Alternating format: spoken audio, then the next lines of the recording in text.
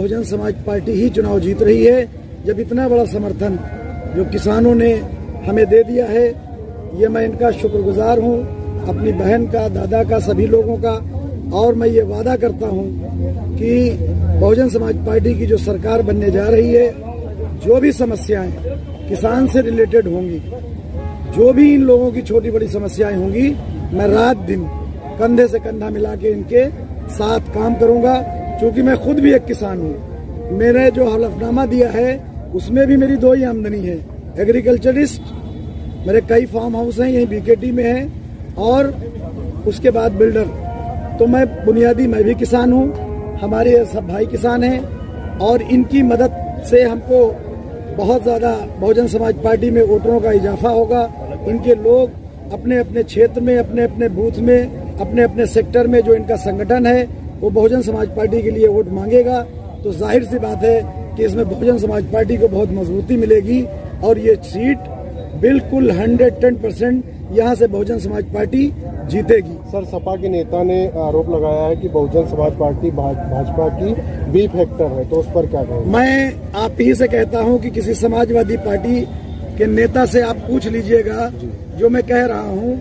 आप वो उनसे आज ही जरूर सवाल करिएगा कि आज की डेट में मैं चुनाव लड़ रहा हूँ 2007, उस गठबंधन के बाद समाजवादी पार्टी बीकेटी में हम नहीं लड़ रहे थे, नकुल दुबे जी लड़ रहे थे, गोमती यादव यही लड़ रहे थे, और भाजपा से अविनाश त्रिवेदी जी लड़ रहे थे। और वहाँ पे समाजवादी पार्टी कांग्रेस के मदद के बाद भी तीसरे नंबर पे थी। सर, सीधे तौर पर लड़ाई में किससे मानते हैं? लड़ाई में तो न सपा है, सपा तो है ही नहीं। जब उससे मुस्लिम वोट माइनस हो गया आज की डेट में, और 20% यादव भी गोमती यादव को पसंद नहीं करता, तो ये बताओ किस वोट से जीत रहे हैं? हमें वोट का आधार आप लोग बता दें। आप लोग पढ़े लिखे बुद्धिजीवी वर्ग हैं, आप भाजपा का, सपा का, बीकेटी का आधार बता दें। भाजपा से बैकवर्ड छिटक गया, रावत समाज पूरी तरीके से बसपा में आ गया, मुस्लिम समाज समाजवादी पार्टी से बसपा में आ गया। तो अब ये बता दीजिए, आप लोग तय कर दीजिए कि समाजवादी के पार्टी के पास कौन सा वोट है। और एक मिनट बात पूरी हो जाए, और भाजपा के पास बैकवर्ड हटने के बाद, रावत हटने के बाद कौन सा वोट बचा है? तो मैं लड़ाई में ना वो है ना ये है, ये 2 और 3 नंबर की लड़ाई का फैसला करेंगे। 1 नंबर पे बहुजन समाज पार्टी है और यहाँ से चुनाव जीतने जा रही है। वो बात मेरी एक आधी रह गई थी कि सपा के लोगों से ये जरूर पूछिएगा कि 2017 में सलाउद्दीन सिद्दीकी प्रत्याशी नहीं थे, नकुल दुबे प्रत्याशी थे, ठीक है। और उस वक्त आप कांग्रेस और सपा के गठबंधन से चुनाव लड़े, आप तीसरे नंबर पे थे।